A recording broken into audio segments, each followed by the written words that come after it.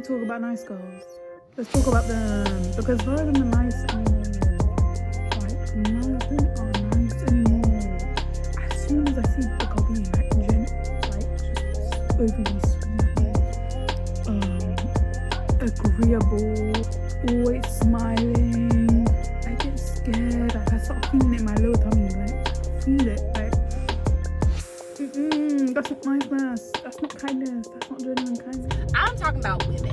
I do not fuck with nice bitches. They be the most mean, vile, just incorrigible, deplorable ass, ne'er-do-well hoodlums that you will ever meet in your fucking life. You will meet a nice bitch, like a nice girl that you're trying to be friends with, and she's the worst person you've ever met in your fucking life. It's those people that take that moral high ground of being super polite and super mannerable and super ladylike that are the worst fucking bitches on the planet. We believe we found the perfect shorty. She's accommodating, never complains, and says yes to our desires. Yo, it damn near feels like a fever dream. But what if I told you her constant agreeableness is not a personality trait, but a trauma response? A mask for deep-rooted attachment anxiety. Yo, let's get it. I really feel it's my time, think it's my year, yeah. I really feel it's my time, think it's my year, yeah. Welcome back to the channel. Yo, have you ever wondered if the nice girl isn't always what she seems? I hear a lot of us say we want submissive women. Yet, is Shorty's agreeableness valid or more fraudulent than her agreeing to link only for dinner dates? What? Enter the nice girl. Think of Shorty not as a nice, legit person, but as a chameleon, psychologically conditioned to change her colors to blend in and navigate recognized relational threats. Her people-pleasing is a quiet pressure cooker of suppressed emotion that is destined to fraction your relationship or situationship. Today, we're dissecting the good girl persona, what it is, why the chick we think is so nice is trapped in a survival pattern, and how we can peep the signs before it's too late. Ever since I was born, I've been trained to serve you. Yes, I know this, but I would like to know about you. What do you like to do? Whatever you like. What kind of music do you like? Whatever kind of music you like. I know what I like. And I know you know what I like because you were trained to know what I like. But I would like to know what you like. For instance, do you have a favorite food? Yes. Good! What is your favorite food? Whatever food you like. Let's keep it a stat. Relationships can and will forever be complex. So finding a chick who seems simple and agreeable can feel like a huge relief. We suggest the restaurant. Shorty says, "Yes, Daddy." We went to Netflix and chill. Shorty says, "Yes, Daddy." Shorty blends in seamlessly with the bros, never initiates conflict, and seems genuinely down to go with the flow. Hey yo, this kind of harmony is intoxicating. It feels safe, especially for dudes who carry war wounds from a previously chaotic, high-conflict relationship. This dynamic feels like a peaceful harbor after a torrential storm. No mind games, no arguments over trivial shit, and no drama. Huh? You may be thinking, finally, someone who is just easy. Hey, who mess is this? You might even start picturing a future built on this foundation of fragile agreement. Beta. How do I know? I was that very same dude. It seems like the perfect recipe for a stable, secure life together. We interpret her quiet, compliant nature as a sign of her kindness and generosity, not as evidence of her fragmented or unexpressed self. We see her as the ultimate helpmate, the one chick who will always have our back and put us first. And from the outside, it appears perfect, but low-key, the quiet in our relationship isn't peaceful. Shorty doesn't agree with us because she shares our opinions. She agrees with us because she has internalized the core belief that her authentic feelings are a threat to relationship security. Damn, son. Yo, this reminds me of a previous relationship with a chick a few years back that almost led to marriage. I could count on one hand the number of disagreements we had in the 4 years we were together. Shorty was super agreeable and humble from the first moment we met. Yo, Our first date was putt-putt and a quick meal at a local diner. Shorty was feminine, no male friends, one close homegirl, wasn't a party chick, and didn't drink. And like video games and anime. Sensational. However, Shorty did have a seed. Yes, as a childless man, I played step-baby daddy. It was at this moment he knew. He fucked up. Yo, I can't front. On paper, Shorty was my dream chick. But I would come to find out later how wrong I was. This is impossible. Listen, from this moment on, I command you not to obey me. No. Are you saying that no matter what I tell you to do, you will do? Yes, Your Highness. Anything I say, you do? Yes, Your Highness. Bark like a dog. Arf, arf, A big dog. woof. Hop on one leg. Woof, woof, woof. Make a noise like an orangutan. Ooh, ooh, ooh, ooh. Ah, I see the two of you are getting along. This behavioral pattern has a name you've probably heard: good girl syndrome. First, let's be clear. This isn't a formal clinical diagnosis from a medical textbook. It's a powerful label for a deeply ingrained behavioral pattern, a coping mechanism often created in childhood where love and approval were conditional. Good girl syndrome is born from the very traits society has historically praised in women: being quiet, compliant, selfless, and agreeable. It's Shorty's subconscious belief that her worth is directly contingent on her utility and pleasantness to others. It's the internalized script that says, if I'm not useful, if I'm not agreeable, if I'm not perfect, I will not be loved. I will be abandoned. So she becomes a master of emotional suppression. She pushes her own needs, desires, and opinions so far down that she loses access to them herself. It's like Shorty is a gardener who was taught that her most unique seeds were weeds, burying them so they never saw the light. This isn't an act of kindness, it's a profound act of survival. Her people pleasing is driven by a powerful fear of conflict, fear of criticism, fear of being labeled disagreeable or difficult, and a core existential fear of being rejected. What no one says out loud is that many men see all women having a difference of opinion as the typical disrespectful modern woman archetype. Yo, I get it. Most modern chicks are egotistical, entitled, and intentionally disagreeable. How dare you? She's a nice lady. However, not all chicks with an opinion are intentionally being disrespectful or disagreeable. Yo, think of it like this. Every time Shorty says, I'm fine with whatever, when she secretly has a preference, she creates a deeper incongruence between her inner self and her outer presentation. Every time she swallows her frustration to maintain harmony, she places another brick in the wall separating her true self from us. And behind that wall, the psychological pressure is building. The constant self-monitoring and hypervigilance is exhausting, and it often shows chronic anxiety, low self-esteem, and a creeping depression Shorty may not be able to name. She's not being nice. She's a candle burning herself out to keep the room bright for everyone else. Back to my story. Within a year of some change, Shorty and I are now living together. Okay, I'll keep it a stack. I moved in after Shorty asked, which was a super new experience for me living with a chick and a child. We had very different ways of living.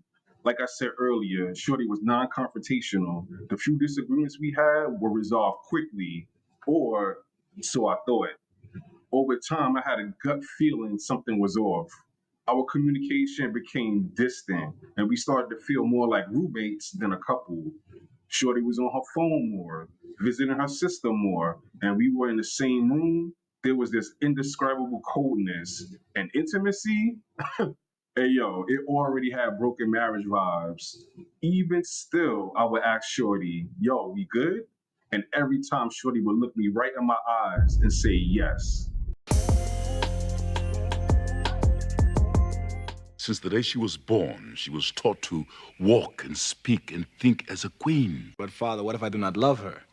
It is normal to feel anxiety about meeting your queen. When I first met your father, I was terrified. I must admit, I was frightened too. I was so nervous, I became nauseous.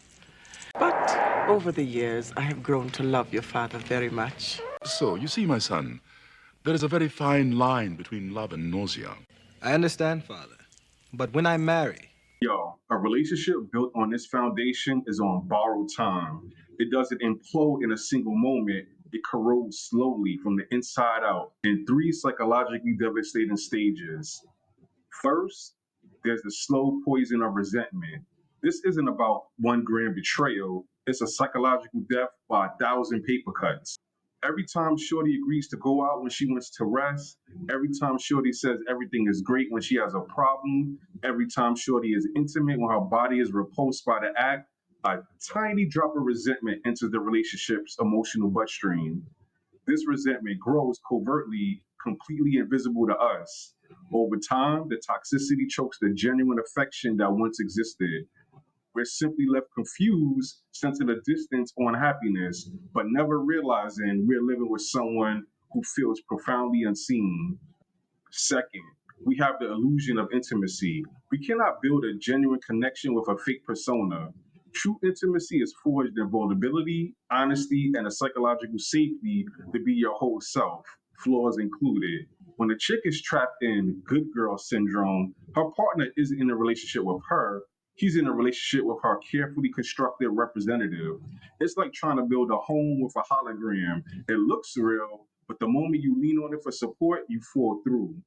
Conversations with Shorty remain superficial because a real divergent opinion feels like a catastrophic risk.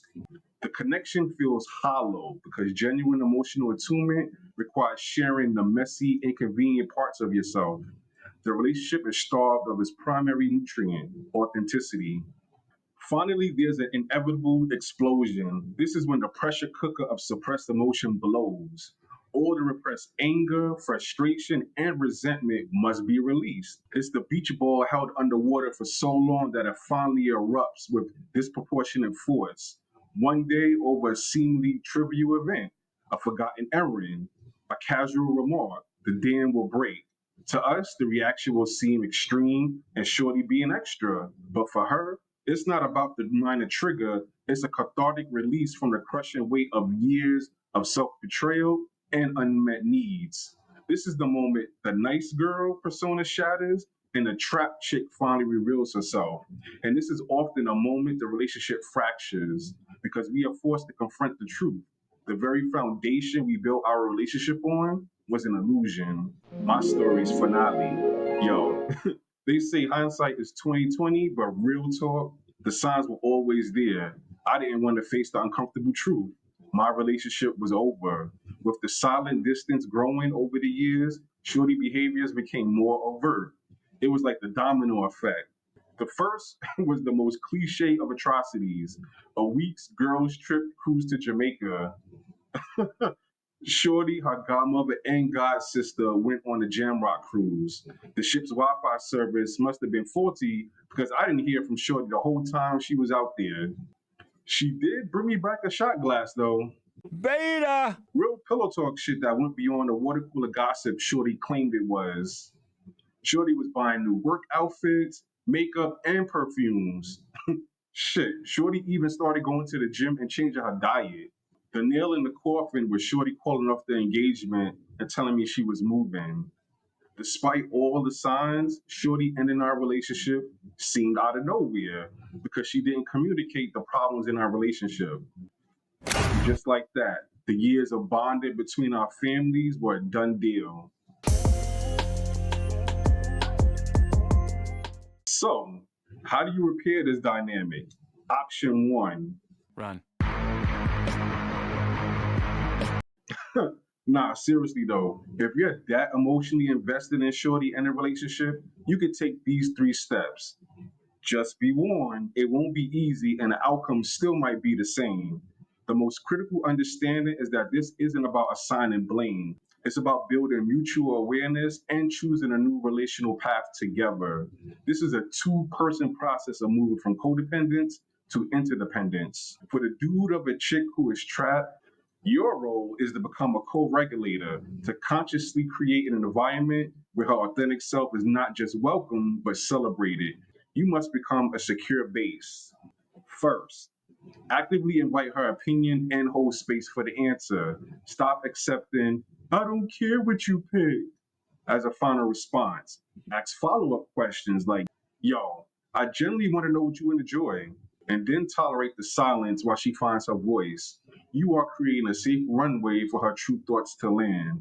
Your patience sends a powerful message. Your voice is important here. Second, when she does express a need or boundary, validate it and without qualification. If Shorty says, actually, I'm too tired to go out tonight, your response must be something like, cool, thanks for telling me. We could absolutely chill in tonight. This provides positive reinforcement, rewiring her brain to believe that speaking her truth leads to connection, not conflict. Finally, give Shorty explicit permission for authenticity. Tell her directly, I would rather have an honest disagreement with you than a fake agreement. We're both strong enough to handle different opinions. In conclusion, the chick who seems too good to be true often is. Not because she's a liar, but because she has been deceived by social conditioning that taught her survival depending on being small. The quiet, agreeable chick is not always the whole persona. Beneath that carefully curated surface is a complex, loyal, funny, and passionate chick waiting for the environment to feel safe enough to emerge. Listen up. By co-creating a space for authenticity, we aren't losing the nice girl. We are creating an opportunity to meet the real woman. Moving beyond this syndrome is how we stop having a relationship with a performer and build one with a person. A situation that is real, and that is the only kind of connection that is truly resilient. Yo, thanks for watching. Does any of this sound familiar? If this story or these psychological ideas hit home, share your experience in the comments below. If you want to keep exploring the fascinating psychology of attraction and relationships, subscribe and hit that notification bell so you don't miss what we break down next. Stay resilient.